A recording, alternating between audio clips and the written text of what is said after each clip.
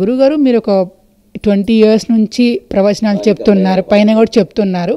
అప్పట్లో అంత గుర్తింపు రాలేదు. ఇప్పుడు బాగా ఎందుకు వీటికి మంచి డిమాండ్, అంటే క్రేజ్ పెరిగింది. మీలాగా చెప్పే వాళ్ళు బాగా ఇన్స్పైర్ చేస్తారని ఎక్కువ మంది వింటున్నారు. రీజన్ ఏంటండి? మంచి ప్రశ్నే. అయితే నేను 25 ఏళ్ళుగా ఉన్న దాంట్లో మొదట్లో ఒక 10 ఏళ్ళు అవధానిగాను కవిగాను ప్రసిద్ధం. కావ్యాలు నాది మొట్టమొదటి కావ్యరంగం, సాగరఘోష అని కావ్యం, బాష్పగుచ్ఛం అని కవితా సంపుటి, అలాగే పల్లవి అని పాటలు, ఇవన్నీ నాది కవితా రంగం. కవి సమ్మేళనాలు, సాహిత్య ప్రసంగాలు ఎక్కువగా ఉండేవి, అవధానాలు. అప్పుడు నేను అవధానిగా కవిగా ప్రసిద్ధుండి. 2006-7 ప్రాంతాల నుంచి ప్రవచన రంగంలో ఎక్కువగా కనిపిస్తున్నాను. నేను ప్రవచనాల పట్ల ఆదరణ పెరగడానికి కారణం అంటే మనిషిలో ఆందోళన పెరుగుతుంది. పాపం కాదు అది, భయాన్ని మీరు ఆ పాపం అని ఎలా అంటారు? ఆందోళన పెరుగుతుంది. ఈవేళ ఒక కొడుకు లేదా కూతురు 4 ఏళ్ళు దాటి 5వ ఏడుకు వచ్చేసరికి మాట విన్న పరిస్థితి. వాడు స్కూల్కి ఎందుకు వస్తుందంటే ఇది తల్లిదండ్రులు గమనించాలి.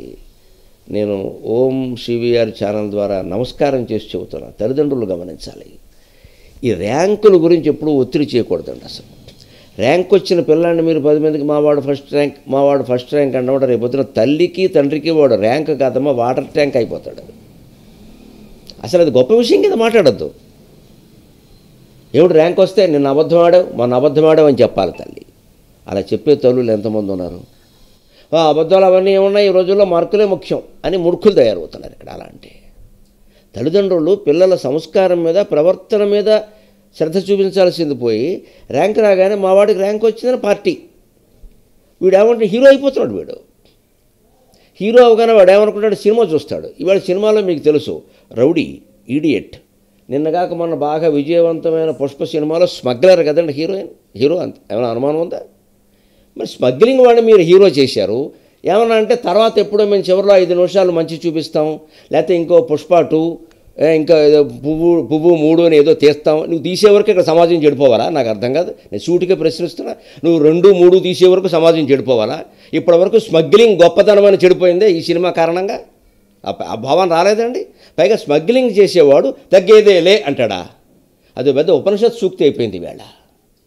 ఇప్పుడు దాన్ని ఏమంటాడు కుర్రాడు కూడా, ఎవరన్నా గోమ్మె కొట్టి తగ్గేదేలే అంటున్నాడు. దీనికి ఎవరు కారణం అండి? మరి నాకు కోపమే వస్తుంది. ఎందుకు రాదు? జరిగింది చెడు అయినప్పుడు కోపమే వస్తుంది. ఆ హీరోని కానీ ఆ డైరెక్టర్ని కానీ నాకు సమాధానం చెప్పనని కడిగేస్తా, మొత్తం కడిగేస్తాను, అనుమానమే లేదు. ఈ డైలాగ్ వల్ల ఏమైందంటే సమాజంలో నేరాలు పెరుగుతున్నాయి.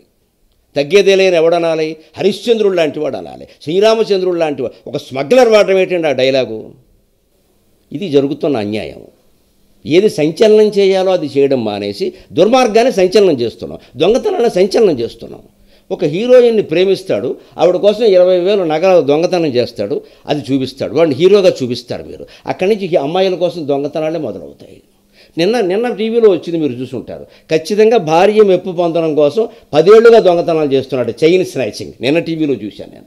10 ఏళ్లుగా ఏ భార్య కోరుతుందండి దొంగతనాలు చేయమని?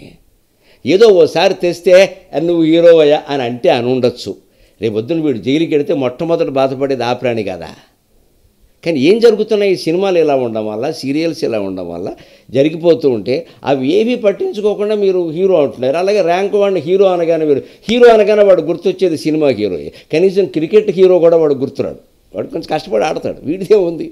అది అయిపోయి వాడి వెంటనే దొంగతనమైనా చేయొచ్చు, తాగొచ్చు, సిగరెట్లు కాల్చొచ్చు, మత్తు మందులు సేవించవచ్చు, అయినా హీరో.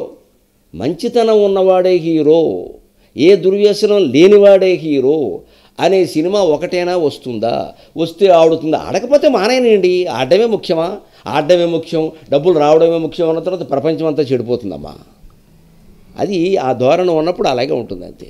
ఆ విద్యా వ్యవస్థలో తల్లిదండ్రులు ముఖ్యంగా ప్రవర్తన మీద దృష్టి పెడితే అన్నీ బాగుంటాయి.